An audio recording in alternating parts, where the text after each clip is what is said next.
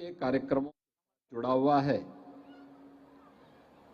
जब हम नवम गुरु तेग बहादुर जी महाराज, भाई मतीदास जी, भाई सतीदास जी, भाई दयाला जी की शहादत को स्मरण करते हुए उनके प्रति उनकी स्मृतियों को हम सब नमन कर रहे हैं। आज का यह कार्यक्रम भी हमें उन्हीं स्मृतियों की ओर ले जाने और उन महापुरुषों के प्रति कृतज्ञता ज्ञापित करने का एक अवसर प्रदान कर रहा है। मैं इस अवसर पर उत्तर प्रदेश सरकार और उत्तर प्रदेश की 25 करोड़ जनता की ओर से गुरु तेग बहादुर जी महाराज को, भाई मतीदास जी, भाई सतीदास जी, भाई दयाला जी की स्मृति को नमन करता हूं। उनकी स्मृति को कोटि कोटि नमन करते हुए विनम्र श्रद्धांजलि भी अर्पित करता हूं।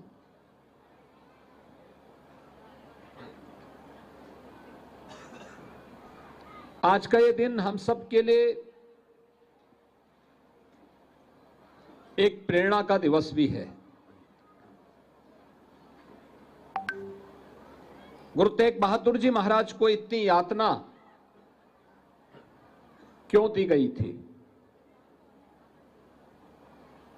क्योंकि उस समय मुगलों ने पूरे भारत का इस्लामीकरण करने की एक मुहिम चला रखी थी। औरंगजेब जैसा क्रूर बादशाह मनमानीपन पर उतर आया था। तिलक को मिटाने के लिए, जनेऊ को समाप्त करने के उद्देश्य से उसने देश भर में तो अत्याचार किया ही, लेकिन कश्मीर में जब उसके अत्याचार की पराकाष्ठा आगे बढ़ी, अफगान खान जैसा औरंगजेब का सिपह सालार वहां जाकर के अत्याचार करने लग गया, तब पंडित कृपाराम जी ने जब कहीं शरण नहीं मिली तो गुरु तेग बहादुर जी महाराज की शरण में जाकर के याचना की थी। याचना गुरु तेग बहादुर जी महाराज के सामने हो रही है, लेकिन गुरु गोविंद सिंह जी महाराज जो मात्र 9 वर्ष के हैं, वो गुरु तेग बहादुर जी महाराज से कह रहे हैं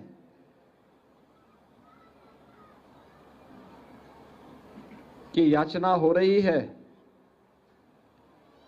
आप कह रहे हैं कि किसी बड़े आदमी को अपना बलिदान देना पड़ेगा, तो आप बताइए आपसे बड़ा कौन है?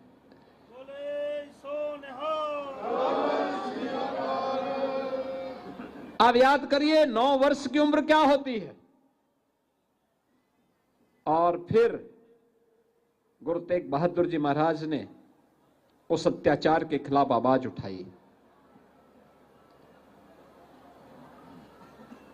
गुरु तेग बहादुर जी महाराज को कैद कर दिया जाता है। भाई मतीदास को पहले यातना दी जाती है, आरे से चीरा जाता है। भाई सतीदास को रुई के बंडल में डाल करके उसमें आग लगाई जाती है, और भाई दयाला को उबलते हुए पानी के डेग में डाल करके उन्हें बलिदान कर दिया जाता है। और गुरु तेग बहादुर जी महाराज तब भी अपने धर्म और अपने संकल्प से डिगे नहीं, तो उनके साथ कितनी बड़ी क्रूरता बरती गई।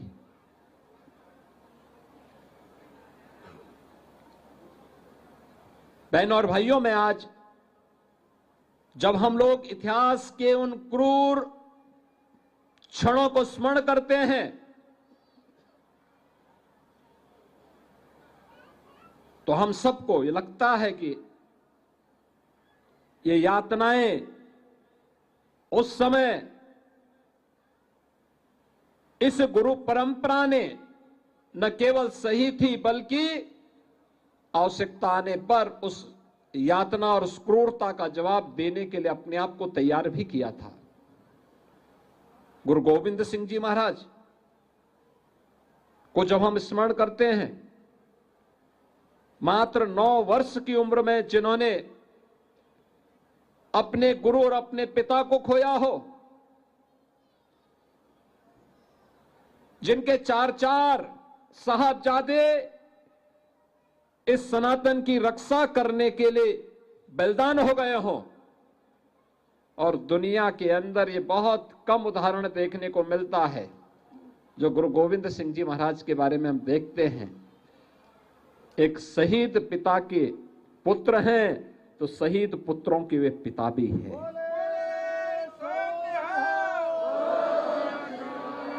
आज ये मेरा सौभाग्य है कि मैं भी अयोध्या धाम से आ रहा हूं।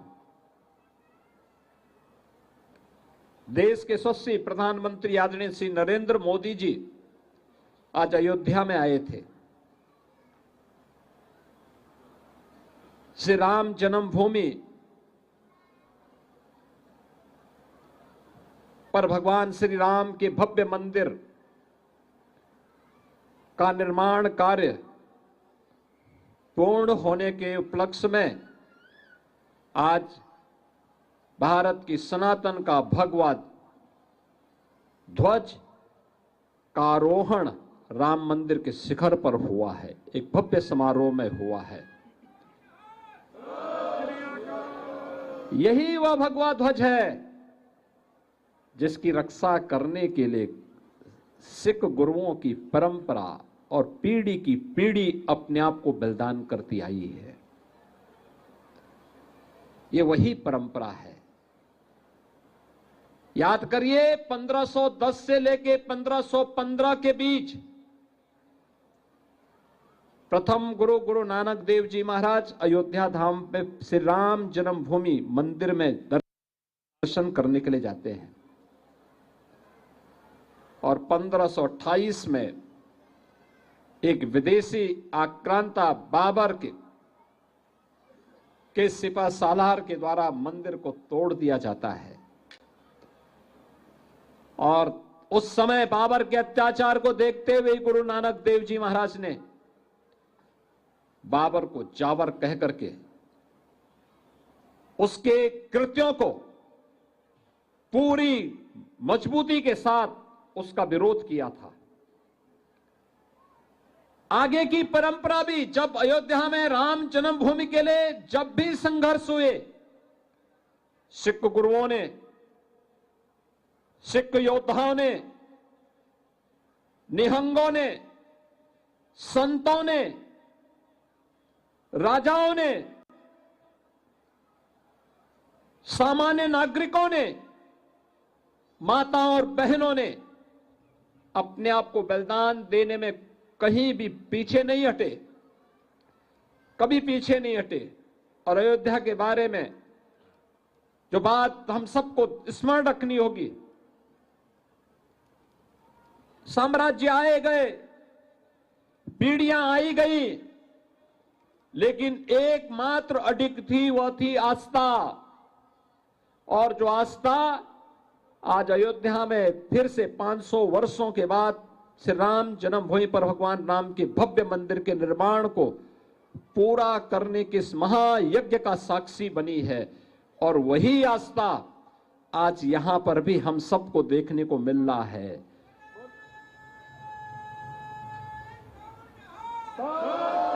साढ़े 300 वर्षों के बाद भी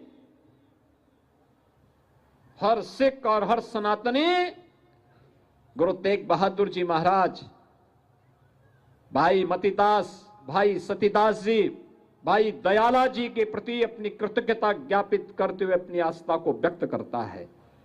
और आज आप सबको मैं यही स्मरण दिलाने के लिए आया हूं, याद करना, सत्य को कोई धूमिल नहीं कर सकता, उसको झुटला नहीं सकता।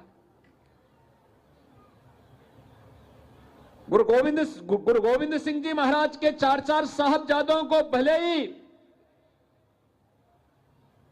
जो सम्मान उस समय मिलना चाहिए था, उसके उपरांत मिलना चाहिए था, ना मिला हो, लेकिन 2020 में उत्तर प्रदेश में पहले मुख्यमंत्री आवास में और प्रधानमंत्री मोदी जी ने 26 दिसंबर की तिथि को सदैव के लिए वीर बाल दिवस के रूप में समर्पित करते हुए उन 4 साहबजादों की स्मृति को एक जीवंत बना दिया है। आने वाली पीढ़ी के लिए, हर नौजवान के लिए, हर युवा के लिए ये बनाया है, बताने का प्रयास, ये बताया है कि जो भी देश और धर्म के लिए कुछ करेगा उसके प्रति समाज इसी प्रकार से कृतज्ञता ज्ञापित करेगा।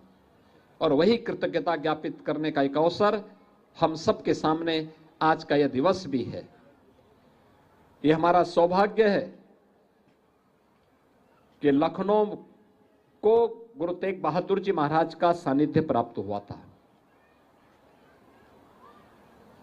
लखनऊ के याहगंज गुरुद्वारे में गुरु तेग बहादुर जी महाराज का आगमन, गुरु गोविंद सिंह जी महाराज उस समय शिशु अवस्था में थे और वह स्मृति आज भी उसी रूप में याहगंज में हम सबको देखने को मिलती है। वहां का तेज, वहां का अध्यात्म इस सिख परंपरा के गौरवशाली क्षणों में से एक है। यह हमारा सौभाग्य है कि उत्तर प्रदेश में इन स्मृतियों को और मजबूती प्रदान करने में उत्तर प्रदेश सरकार और भारत सरकार योगदान देने की दिशा में कृत संकल्पित है। आज के इस अवसर पर मैं आप सबका यही आह्वान करूंगा, हम अपनी गुरु परंपरा, अपने इन महापुरुषों और उन सभी योद्धाओं के प्रति जिन्होंने देश और धर्म के लिए अपना योगदान दिया है, उनके प्रति हमारी आस्था इसी प्रकार से अडिग होनी चाहिए जैसे हमारा एक केसरिया पताका हमेशा अपने अडिग रूप से सदैव हम सबको एक नई प्रेरणा प्रदान करता है, आगे बढ़ने के लिए एक नई ऊर्जा प्रदान करता है। हम उसी भाव के साथ कार्य करेंगे, इस विश्वास के साथ मैं एक बार फिर से नवम गुरु तेग बहादुर जी महाराज, भाई मतीदास जी, भाई सतीदास जी, भाई दयाला जी की स्मृति को नमन करता हूं। आप सबको इस शहीदी दिवस के अवसर पर आपके इस कार्यक्रम के लिए हृदय से धन्यवाद देता हूं। इतनी भारी संख्या में एकत्र होकर के आपने कृतज्ञता ज्ञापित करने और गुरु परंपरा से प्रेरणा प्राप्त करने का कार्य इस विराट कार्यक्रम के माध्यम से कर रहे हैं। मैं इस अवसर पर एक बार फिर से यहाँ पे गुरुद्वारा प्रबंध समिति से जुड़े हुए जितने भी हमारे पदाधिकारी हैं उन्हें इस बात के लिए आश्वस्त करता हूं कि डबल इंजन की सरकार सदैव आपके साथ खड़ी है, क्योंकि यह केवल हमारे लिए केवल एक विचार नहीं बल्कि उस महान परंपरा के प्रति कृतज्ञता ज्ञापित करने का भी एक अवसर होता है जिसने देश और धर्म के लिए अपना सर्वस्व न्यौछावर करने में किसी भी प्रकार की कोई कोताही नहीं बरती थी। इस संकल्पों के साथ हम सब जुड़े हुए हैं। इस विश्वास के साथ मैं आप सबके प्रति एक बार फिर से अपनी भावनाओं को व्यक्त करने के लिए सीधे अयोध्या धाम से यहीं पर उपस्थित हुआ हूं। एक बार फिर से गुरु तेग बहादुर जी महाराज की स्मृति को नमन करता हूं। बोले सो निहाल।